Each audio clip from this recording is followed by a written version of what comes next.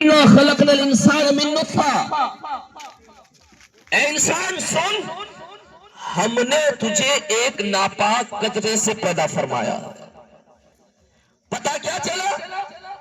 ام خلقوا من غیر شیء ام هم الخالقون، ان دونوں سوالوں کا جواب اللہ نے اِنَّا خَلَقْنَا الْإِنسَانَ مِن نُطْفَةٍ میں دے دیا کہ انسان خود بخود پیدا نہیں ہوا، انسان اپنے آپ کا خالق نہیں ہے۔ اور تیسرا سوال تھا ام خلق السماوات والارض، اے انسان کیا تو نے زمین و پیدا کیا؟ اس تیسرے سوال کا جواب اللہ تبارک و تعالی دے رہا ہے۔ وَلَقَدْ خَلَقْنَا السَّمَاوَاتِ وَالْأَرْضَ وَمَا بَيْنَهُمَا فِي سِتَّةِ أَيَّامٍ، ہم نے زمین و آسمان کو 6 دن کے اندازے میں پیدا فرمایا۔ پتا چل گیا انسان خود بخود پیدا نہیں ہوا، انسان اپنے آپ کا خالق نہیں ہے۔ انسان نے نہ زمین کو پیدا کیا، انسان نے نہ آسمان کو پیدا کیا، تو ہمارا خالق کون ہوا؟ ہمارا مالک کون ہوا؟ ہمارا رب کون ہوا؟ ہمیں پیدا کرنے والا رب العالمین ہے، ہمیں زندگی بخشنے والا رب العالمین ہے۔ تو پتا چل گیا ہم اپنی مرضی سے پیدا نہیں ہوئے ہیں، اس نے جب چاہا پیدا کر دیا، اس نے جب چاہا دنیا میں بھیج دیا۔ پتا چل گیا انسان جب کوئی اپنی مرضی سے چیز بناتا ہے تو اس بنائی ہوئی چیز پر اس کا حق رہتا ہے، جیسا چاہے استعمال کرے، جیسا چاہے اسے یوز کرے۔ لیکن اگر ہم اپنے آپ کے خالق ہوتے، اگر ہم نے آپ کو پیدا کر لیا ہوتا، ہم جیسے چاہتے اپنی زندگی کو گزار سکتے تھے، کوئی روکنے والا نہ ہوتا، کوئی ٹوکنے والا نہ ہوتا۔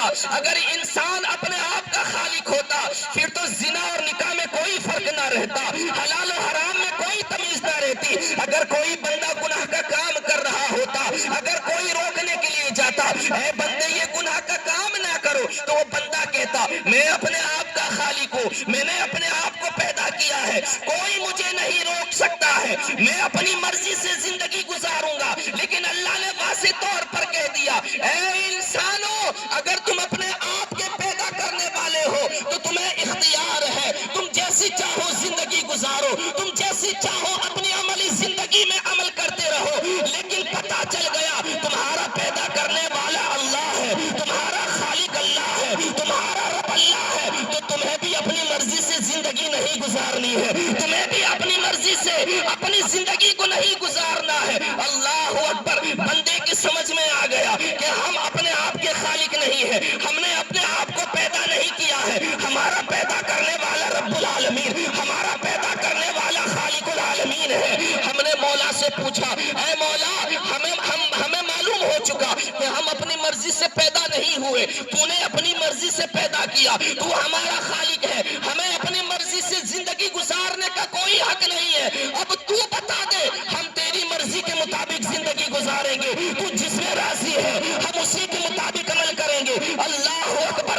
رب کی طرف سے جواب ملتا ہے اے بندو، تم میری مرضی چاہتے ہو، میری مرضی کے مطابق زندگی گزارنا چاہتے ہو؟ ہم نے کہا ہاں مولا، ہم تیری مرضی کے مطابق زندگی گزارنا چاہتے ہیں، تو بتا تو صحیح تیری رضا کس میں ہے، تیری مرضی کس میں ہے، تیری خوشنودی کس میں ہے؟ تو جس میں خوش ہوگا ہم وہ عمل کریں گے، تو جس میں راضی ہوگا ہم وہ کام کریں گے۔ مولا تو بتا تو کس میں راضی ہے؟ تو رب کی طرف سے جواب ملتا ہے میری مرضی سے زندگی گزارنا چاہتے ہو؟ ہاں ہاں ہاں مولا، تیری مرضی کے مطابق زندگی گزارنا چاہتے ہو، تو جس میں راضی ہے وہ عمل کرنا چاہتے ہیں۔ تو رب جواب دیتا ہے ما آتاکم الرسول فخذوہ، اگر میری مرضی کے مطابق زندگی گزارنا چاہتے ہو تو میرا رسول جو کچھ تمہیں دے اسے لے لو، وما نہاکم عنہ، اور جس چیز سے میرا محبوب روکے اس چیز سے رک جاؤ۔ اگر تم نے میرے محبوب کی شریعت کو اپنا لیا، اگر میرا محبوب راضی ہو جائے گا، سمجھ لینا تم سے تمہارا پروردگار بھی راضی ہو جائے گا۔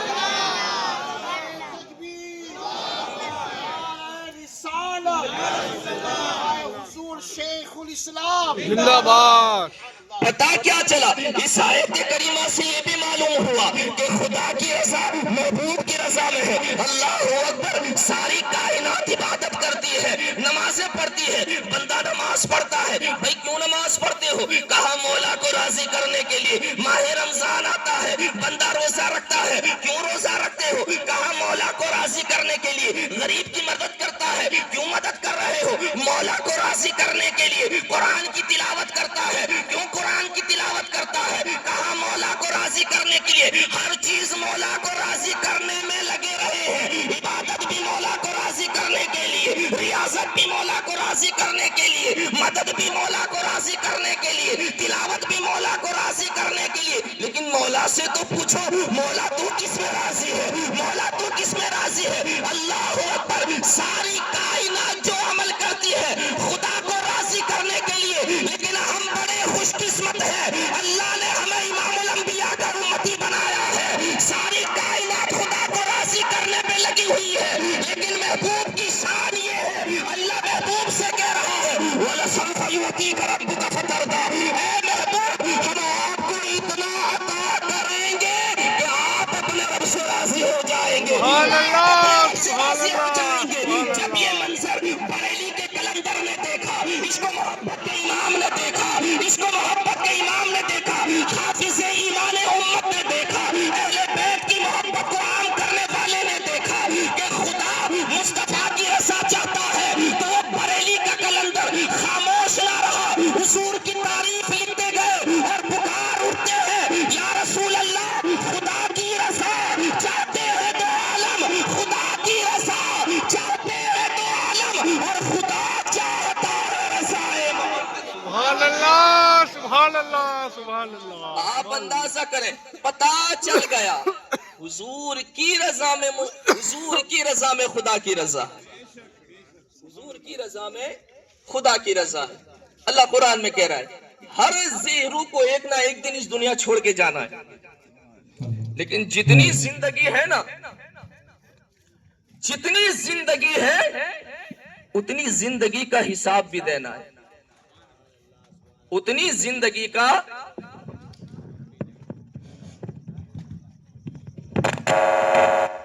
اے مولانا دھیرے یار. پاک پڑھ لیں آپ.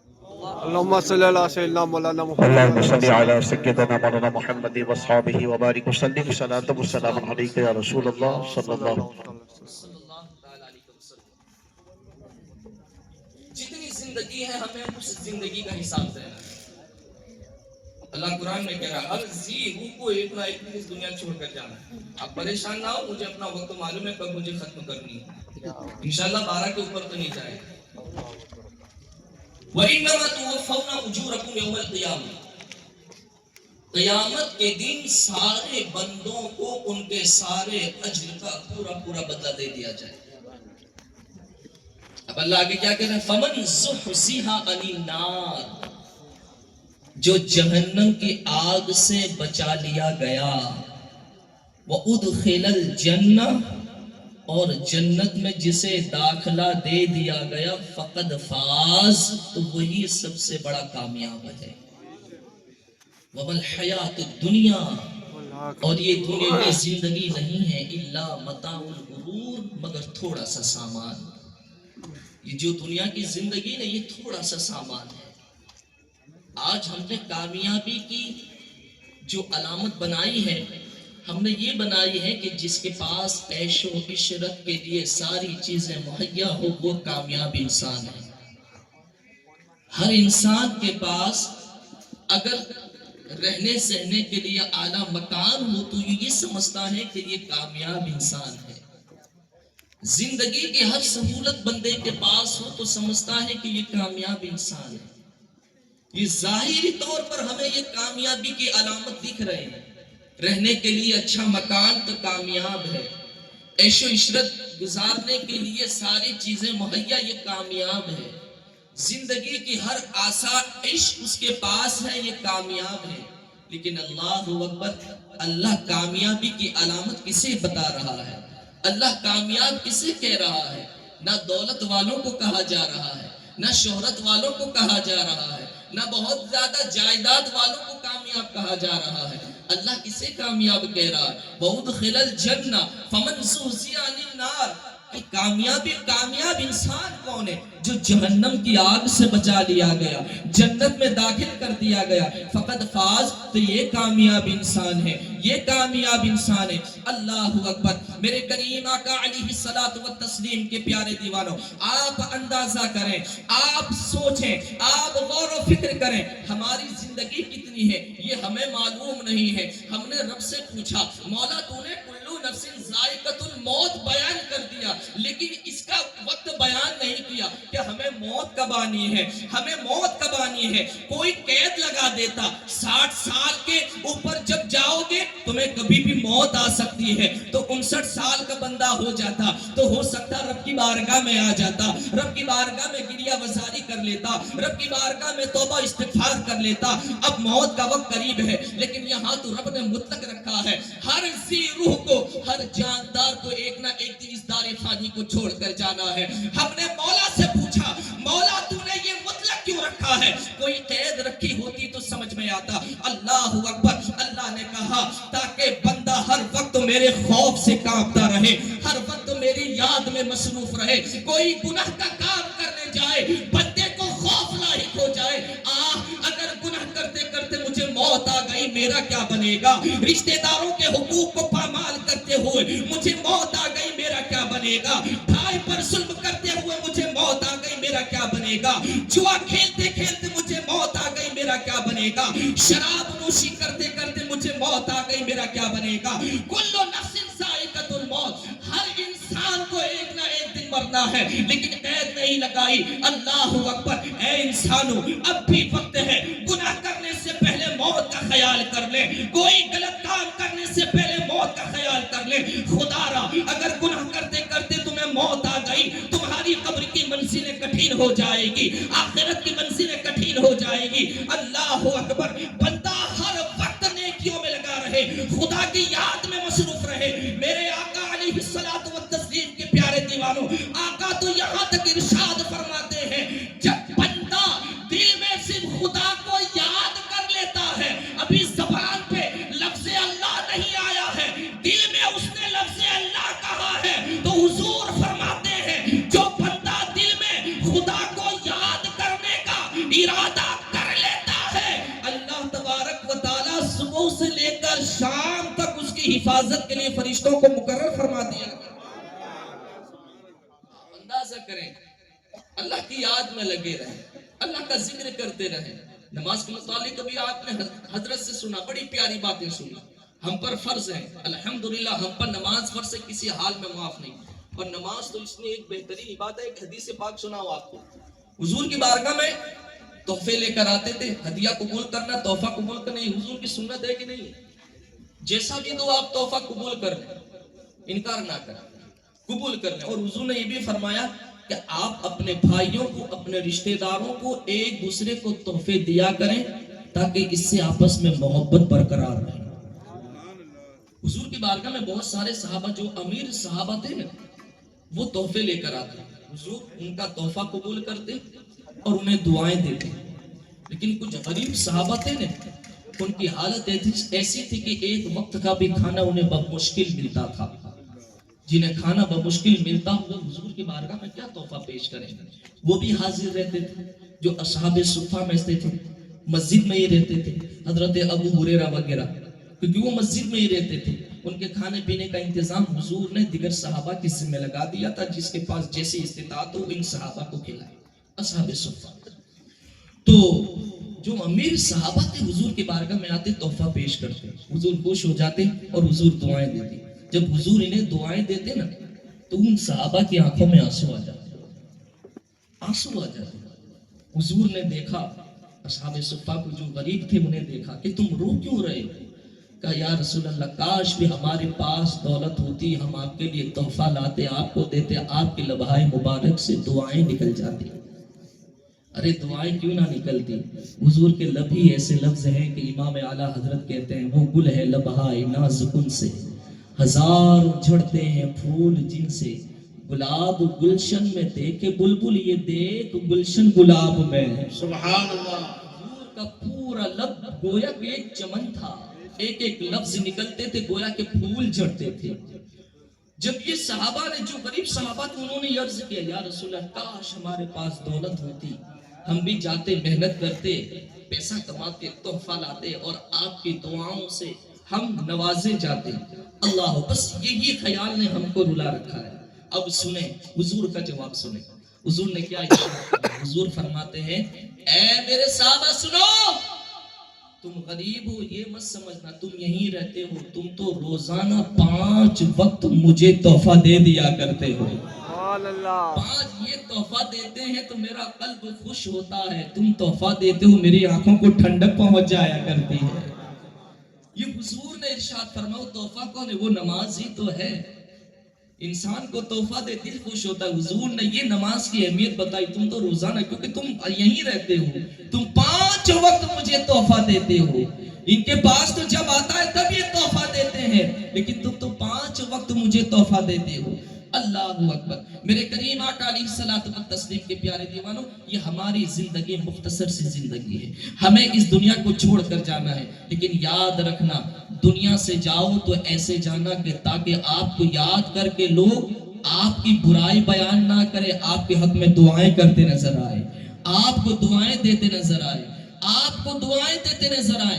ایسا کام کرتے جاؤ، ایسی اللہ کی عبادت کرتے جاؤ۔ میرے آقا علیہ الصلوۃ والتسلیم کے پیارے دیوانوں، آپ اندازہ کریں جو بندہ خوف خدا رکھتا ہے، جو بندہ موت کو یاد کرتا ہے، صرف موت کو یاد رکھنے کا کتنا بڑا ثواب ہے۔ سنیں ماں عائشہ ام المومنین صدیقہ سلام اللہ علیہا ایک بار حضور کی بارگاہ میں آ کر عرض کرتی ہے یا رسول اللہ صلی اللہ تعالی علیہ وسلم، شہیدوں کا بڑا مرتبہ ہے جو جنگ میں جاتے ہیں، اللہ کے نام پہ ان کی جانیں قربان ہوتی ہیں، ان کا بڑا رتبہ ہے، لیکن یا رسول اللہ کیا آپ کی امت میں سے کوئی ایسا بھی امتی ہوگا جو جنگ میں نہ گیا ہو، جس نے اپنے جسم پر کوئی زخم نہ کھایا ہو، وہ جنگ میں بھی نہ شہید ہوا ہو، لیکن جب وہ مرے گا حشر کے دن اٹھایا جائے تو شہیدوں کی صف میں کھڑا کیا جائے؟ کیا ایسا بھی کوئی آپ کا امتی ہے جو اپنے گھر میں بستر مرگ پر اس کا انتقال ہو چکا ہو، اپنی طبیعت کی موت مرا ہو، جنگ میں جا کر وہ نہ مرا ہو؟ یا رسول اللہ کیا ایسا بھی کوئی امتی ہے مرا ہے تو بیماری میں لیکن حشر کے دن شہیدوں کی صف میں کھڑا کیا جائے؟ کیا کوئی ایسا بھی آپ کا امتی ہے؟ اللہ اکبر۔ رحمت دو جہاں صلی اللہ علیہ وسلم نے ارشاد فرمایا ہاں ایسا میرا کوئی ایک امتی نہیں، بہت سارے میرے ایسے امتی ہوں گے، بہت سارے میرے ایسے امتی ہوں گے۔ ماں عائشہ صدیقہ سلام اللہ علیہا نے کہا یا رسول اللہ بتائیں تو صحیح وہ کون سے امتی ہوں گے؟ حضور نے فرمایا وہ بہت سارے امتی ہوں گے، لیکن اگر وہ ایک عمل کر لیں گے، اگر وہ یہ عمل کرتے کرتے ان کا دنیا سے وصال ہوا، دنیا سے ان کی رخصتی ہو گئی، لیکن انہوں نے یہ ایک عمل کیا ہے تو انشاءاللہ جب وہ مریں گے شہید، جب وہ اٹھائے جائیں گے اللہ شہیدوں کی صف میں کھڑا فرمائے گا۔ اللہ اکبر۔ ماں عائشہ کہتی ہے بتاؤ تو صحیح وہ عمل کیا ہے؟ سنیں آقا علیہ الصلوۃ والتسلیم نے کیا ارشاد فرمایا، اے عائشہ سنو وہ عمل یہ ہے کہ اگر کوئی میرا امتی دین میں صرف 20 مرتبہ موت کو یاد رکھتا ہے مرے گا حشر کے دن اللہ شہیدوں کی صف میں کھڑا فرمائے گا۔ شہیدوں کی صف میں۔ بڑا آسان نسخہ ہے کہ نہیں ہے؟ آسان نسخہ ہے نا؟ اب کوئی یہ نہ سمجھ لے یار یہ تو بڑا آسان نسخہ ہے، حضور نے تو 20 مرتبہ کہا دین میں موت کو یاد کر لو۔ ہم 100 دانے کی تسبیح لیں گے بیٹھ جائیں گے یا موت یا موت یا موت یا موت یا موت یا موت یا موت، حضور نے تو 20 کا 80 بڑھا دیں گے۔ بڑا آسان نسخہ مت سمجھنا، یہ بڑا آسان نسخہ مت سمجھنا، حضور نے 20 مرتبہ کہا اور ہم یہ سوچیں ہم تو 80 مرتبہ اور بڑھا دیں گے، تسبیح لے کر بیٹھ جائیں گے یا موت یا موت، ظہر گئی یا موت یا موت، عصر گئی یا موت یا موت، مغرب عشاء فجر گئی، دین میں 1 مرتبہ 100 تسبیح پڑھ لیں گے مریں گے شہیدوں کی صف میں کھڑا کر دیا۔ اللہ اکبر۔ اس کی تشریح امام جلال الدین سیوطی فرماتے ہیں۔ امام جلال الدین سیوطی کے بارے میں آپ نے سنا ہوگا، لوگ دیدار کے لیے ترستے ہیں، آپ کو حالت بیداری میں 75 مرتبہ حضور کا دیدار ہو۔ امام جلال الدین سیوطی رحمۃ اللہ علیہ تشریف فرماتے ہیں کہ حضور کے 20 مرتبہ کہنے کا یہ مطلب نہیں ہے کہ آپ ایسی انگلیوں پہ گن لیں یا موت تو آپ نے حضور کے فرمان کا حق ادا کر دیں. نہیں، اس کا یہ مطلب ہے بندہ بند کمرے میں ہو، گناہ کے سارے اسباب ہو، کوئی نہ روکنے والا ہو، کوئی نہ ٹوکنے والا ہو، کوئی نہ آپ کو وہاں جھاڑنے والا ہو، ہر چیز گناہ کی ساری چیزیں رکھی ہے. شراب کی بوتل رکھی ہے، جوا کے سارے اسباب رکھے ہیں، زنا کے اسباب رکھے ہیں. بندہ بند کمرے میں ہے، کوئی دیکھنے والا نہیں ہے. بندہ گناہ کے قریب جا رہا ہے، نہ ماں دیکھ رہی ہے، نہ باپ دیکھ رہا ہے، نہ بھائی دیکھ رہا ہے، نہ رشتہ دار دیکھ رہے ہیں، نہ عالم دیکھ رہا، کوئی نہیں دیکھ رہا. بندہ چاہتا تو اپنی مرضی سے جو چاہتا گناہ کر لیتا. شراب کے ذریعے گناہ کر لیتا، جوا کے ذریعے گناہ کر لیتا، چوری کے ذریعے گناہ کر لیتا، زنا کے ذریعے گناہ کر لیتا. جو من میں آتا بندہ وہ چیز کر کے گناہ کر لیتا. اللہ اکبر. امام جلال الدین سیوطی فرماتے ہیں بندہ گناہ کے قریب جا رہا ہے، جوئے کے قریب جا رہا ہے، شراب کے قریب جا رہا ہے، زنا کے قریب جا رہا ہے، کوئی روکنے والا نہیں ہے. بند کمرہ ہے، کوئی ٹوکنے والا ہے، نہ کوئی دیکھنے والا ہے. جیسے ہی شراب کی بوتل کو ہاتھ میں اٹھایا، اللہ اکبر. امام جلال الدین سیوطی فرماتے ہیں اس بندے نے شراب کے پیالے کو اپنے لب کے قریب کیا. جیسے ہی لب کے قریب کیا، اچانک اسے موت یاد آ گئی. اے بندے، نفس نے اسے للکارا، اے خدا کے بندے، اگر شراب کا ایک گھونٹ پیتے پیتے تیری روح نکل گئی، تجھے موت آ گئی، تیرا یہاں انتقال ہو چکا. زنا کرتے کرتے تجھے موت آ گئی، جوا کھیلتے کھیلتے تجھے موت آ گئی، شراب نوشی کرتے کرتے تجھے موت آ گئی، تیرا کیا ہوگا؟ اللہ اکبر. بندہ گناہ کے بالکل قریب تھا، بندہ گناہ کے بالکل قریب تھا، لیکن جیسے ہی موت کا خیال آیا، خدا کا خوف یاد آ گیا. میں خدا کو کیا جواب دوں گا؟ شراب پیتے پیتے میں مر گیا، خدا کی بارگاہ میں کیا جواب دوں گا؟ رسول اللہ کو کیا جواب دوں گا؟ بندے کو خدا کی یاد آئی، موت کی یاد آئی، رسول اللہ کی محبت یاد آئی. شراب کا پیالہ دور کر دیا، کمرے سے باہر نکل گیا اور اس گناہ کو، موت کو یاد رکھنے کی وجہ سے چھوڑ دیا، خدا کا خوف رکھتے ہوئے چھوڑ دیا. حضور فرماتے ہیں موت کو یاد رکھنے کی وجہ سے جس بندے نے گناہ کو چھوڑا ہے اور اس پر وہ ثابت قدم رہا ہے، مرے گا تو ایسے بندے کو اللہ شہیدوں کی صف میں کھڑا فرمائے. اور جو خوف خدا رکھتے ہوئے گناہ چھوڑتا نہیں، یہ تو فرمان مصطفیٰ. اب فرمان خدا دیکھیں کتنا بڑا مزدہ دیا جا رہا ہے. جو خوف خدا رکھتے ہوئے گناہ کو چھوڑتا ہے، میرا رب ارشاد فرماتا ہے. میرا رب کیا ارشاد فرماتا ہے؟ دو مقام پہ ارشاد فرماتا ہے. پہلا تو اللہ تبارک و تعالی ارشاد فرماتا ہے وَأَمَّا مَنْ خَافَ مَقَامَ رَبِّهِ وَنَهَى النَّفْسَ عَنِ الْهَوَىٰ فَإِنَّ الْجَنَّةَ هِيَ الْمَأْوَىٰ. میرا رب کہہ رہا ہے اے بندو، اگر کوئی میرا بندہ میرا خوف رکھتے ہوئے گناہ سے باز رہتا ہے اور نفسانی خواہشات سے رکا رہتا ہے، جب وہ مرتا ہے قبر میں دفنایا جاتا ہے، مرنے والے دیکھ رہے ہیں یہ تو مٹی کی قبر ہے، یہ تو مٹی میں دفن کر دیا گیا ہے. رشتہ داروں نے منہا خلقناکم کہہ کے، وفیہا نعیدکم کہہ کے، ومنہا نخرجکم تارۃ اخری کہہ کے مٹی کو ڈال دیا ہے. منو مٹی کے نیچے اسے دفن کر دیا گیا. ظاہری طور پر تو مٹی کی قبر نظر آ رہی ہے. کون بندہ جو خوف خدا رکھتے ہوئے مرتا ہے، خوف خدا رکھتے ہوئے گناہ کو چھوڑتا ہے، قبر میں جا پہنچا ہے، ظاہری طور پر مٹی ہے، ظاہری طور پر مٹی نظر آ رہی ہے، لیکن میرا رب کہہ رہا ہے جب میرا ایسا بندہ میرا خوف رکھتے ہوئے مرتا ہے فَإِنَّ الْجَنَّةَ هِيَ الْمَأْوَىٰ. تمہیں اوپر سے تو وہ مٹی نظر آئے گی، لیکن میرے خوف کی وجہ سے وہ مرا ہے تو ہم اس کی قبر کو جنت المأویٰ جیسا ایک مقدس باغ بنا دیا. سبحان اللہ. نعرہ تکبیر، نعرہ رسالت، فیضان حضور شیخ الاسلام. آپ اندازہ کریں، یہ تو ایک آیت کریمہ ہوئی وَنَهَى النَّفْسَ عَنِ الْهَوَىٰ فَإِنَّ الْجَنَّةَ هِيَ الْمَأْوَىٰ. جو خوف خدا رکھتے ہوئے نفسانی خواہشات کو روک لیتا ہے، اللہ کا خوف رکھتے ہوئے مرتا ہے، اللہ جنت المأویٰ میں جگہ عطا فرماتا ہے. لیکن سورہ رحمان میں میرا رب اور بشارت دے رہا ہے اے میرا خوف رکھنے والوں، اے میری عبادت کرنے والوں، اے میری بندگی کرنے والوں، تمہیں لوگ تانا دیں گے. ارے دیکھو آج کا نوجوان آیا ہے، نمازی بن گیا ہے، اگر کوئی نیکی کی دیتا ہے یا برائی سے روکتا ہے؟ جواب کیا دیا جاتا ہے؟ ارے جمعہ ہوئے 8 دن ہوئے نہیں ہیں اور بڑھانے کو کار بنا پھرتا ہے۔ حالانکہ نیکی کی دعوت دینا، امر بالمعروف کی دعوت دینا صرف علماء پر فرض نہیں ہے، ساری امت میں فرض ہے۔ میں قرآن سے دلیل دے رہا ہوں، قرآن نے یہ نہیں کہا تم نے نبی کا علم سیکھ لیا دعوت دیتے رہو، لیکن جو صاحب ایمان ہے ہر انسان پر نیکی کی دعوت دینا فرض ہے۔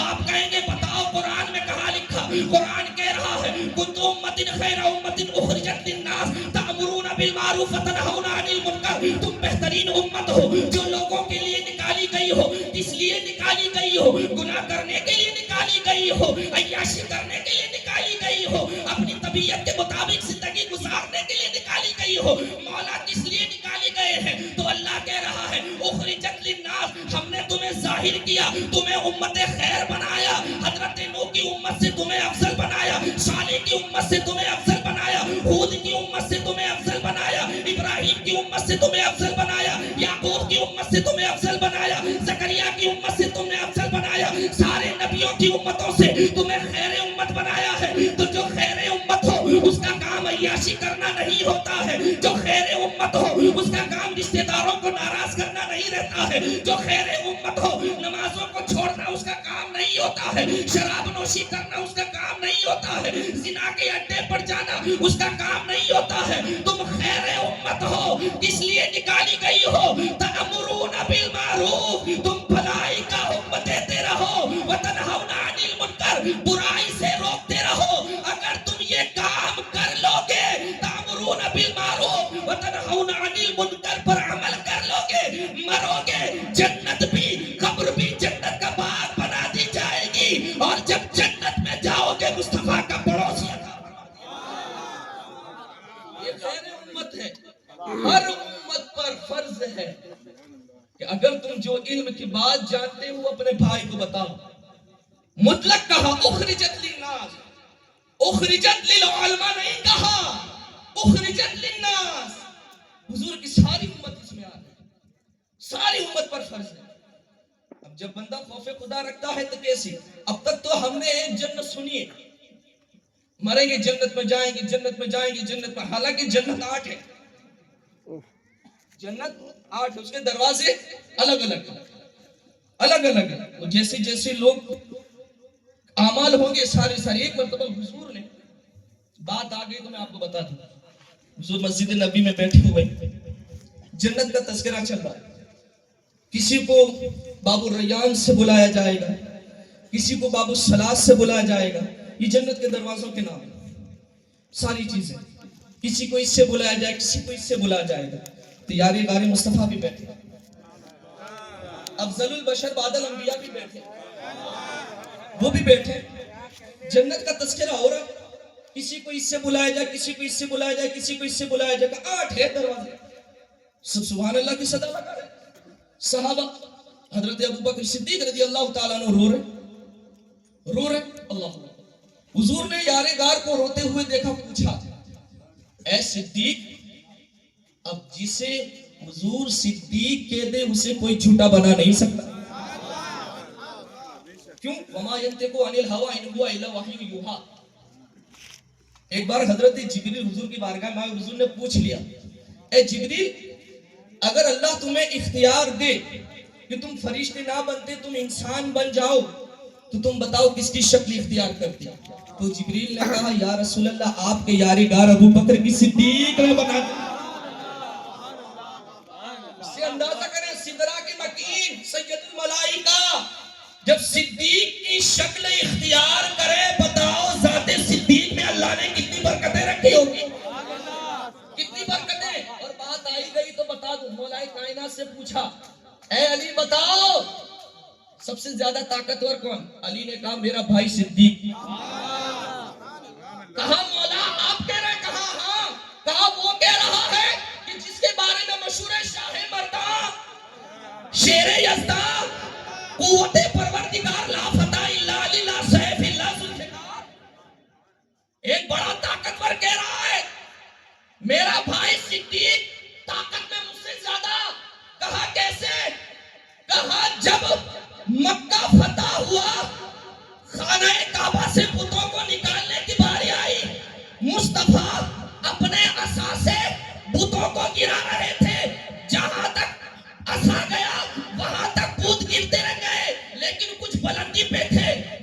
حضور نے علی کو بلایا، اے علی میرے پاس آؤ، میرے کندھوں پہ چڑھ جاؤ، اور جہاں جہاں یہ بھوت دکھے وہاں وہاں سے یہ اسے ہٹا دو۔ اب لوگ تعجب میں ہیں، کیا لکڑی سے بھوت ہٹ سکتے ہیں؟ لکڑی سے کیسے گر سکتے ہیں؟ تو ایک جنگ کے موقع پر ایک صحابی آئے، تلوار ٹوٹ گئی، یا رسول اللہ تلوار ٹوٹ گئی، کوئی اور دے۔ حضور نے کہا تلوار نہیں، یہ لکڑی لے جاؤ، لکڑی لے کر جنگ کرو۔ اللہ اکبر! آج کا کچھ کمزور ایمان والا ہوتا کہتا وہاں تلواریں ہیں، وہاں تلواریں ہیں، یہ لکڑی تو ایک سیکنڈ میں کٹ جائے گی، لیکن وہ جانتے تھے دینے والا کوئی دنیا کا انسان نہیں، دونوں جہاں کا مالک و مختار ہے، دونوں جہاں کا سردار ہے۔ حضور نے صحابی کو تلوار دی، صحابی لکڑی لے کر لڑنے کے لیے گئے، اور جب واپس آئے حضور نے پوچھا لکڑی میں کچھ کمال کیا؟ کہا یا رسول اللہ ایسا کمال کیا جیسی میری پہلی والی تلوار بھی کمال نہ کر سکتی تھی، نہ کر سکتی تھی۔ اللہ اکبر! علی کو بلایا، اے علی میں تم میرے کندھے پہ چڑھ جاؤ اور میرا اٹھا لو، اور جہاں جہاں بت گرے وہاں وہاں تم اس بتوں کو گرانا شروع کر دو۔ مولائے کائنات ادب سے کھڑے ہو گئے، کہنے لگتے ہیں یا رسول اللہ یہ تو بے ادبی ہو جائے گی، آقا کے کندھوں پر امتی کھڑا ہو، یہ علی کو کیسے برداشت ہو سکتا ہے؟ سنیں علی فرماتے ہیں مجھ سے آقا نے کہا اے علی تم نبوت کا بوجھ برداشت نہ کرو، اے علی میں تم پہ آ جاؤں لیکن تم برداشت نہ کرو گے۔ سائل نے پوچھا تو اس میں صدیق کی کہاں فضیلت، اس میں صدیق کی کہاں طاقت؟ کہا سنو جس فاتح خیبر کو مصطفیٰ کہے اے علی تم نبوت کا بوجھ برداشت نہ کر سکو گے، ہجرت کی رات غار ثور میں صدیق کے کندھوں پر نبوت کا بوجھ دے ہوئے ابو بکر۔ سبحان اللہ، سبحان اللہ، نعرہ تکبیر، نعرہ رسالت، عظمت حضرت ابو بکر صدیق، یار اپنے مصطفیٰ، گلی گلی نگر نگر۔ ارے پتا کیا چلا؟ جب علی بھی مانتے ہیں سب سے زیادہ طاقتور میرا بھائی صدیق ہے، ارے جو نبوت کے بوجھ کو اٹھائے وہ افضل بعد الانبیاء ہی ہو سکتا ہے، افضل البشر بعد الانبیاء ہی ہو سکتا ہے۔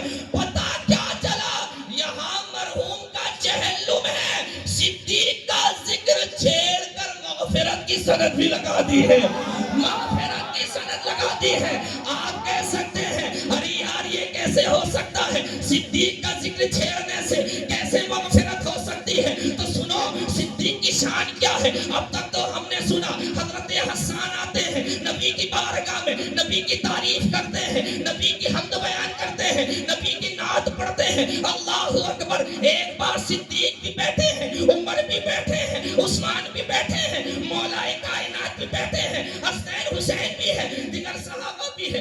حسان آ رہے ہیں، کون حسان آ رہے ہیں جن کے بارے میں میرے نبی نے کہا اے حسان تم کافروں کے خلاف پڑھتے جاؤ جبریل تمہاری مدد فرمائیں گے۔ اللہ اکبر! حضرت حسان آئے نبی کی بارگاہ میں آ کر عرض کرتے ہیں یا رسول اللہ میں آپ کی نعت بیان کرنا چاہتا ہوں، آپ کی تعریف کرنا چاہتا ہوں۔ اللہ اکبر! قربان جائے حضرت حسان نے جب نبی کی بارگاہ میں یہ عرض کیا حضور مسکرائے اور کہا اے حسان میری تعریف میں تو اللہ نے پورا قرآن نازل کیا ہے، تم تو میری تعریف کرتے ہو، آج میرا جی چاہتا ہے میرے سامنے میرے صدیق کی تعریف کرو، میرے صدیق کی تعریف کرو۔ اللہ اکبر! حضرت صدیق قدموں میں گرے، عرض کرتے یا رسول اللہ آقا کے سامنے غلام کی تعریف ہو یہ کیسے ہو سکتا ہے؟ یا رسول اللہ آقا نے کہا ساری کائنات کا آقا تو میں ہوں، اے صدیق آج میں تمہاری تعریف سننا چاہتا ہوں، آج میں تمہارے تذکرے سننا چاہتا ہوں۔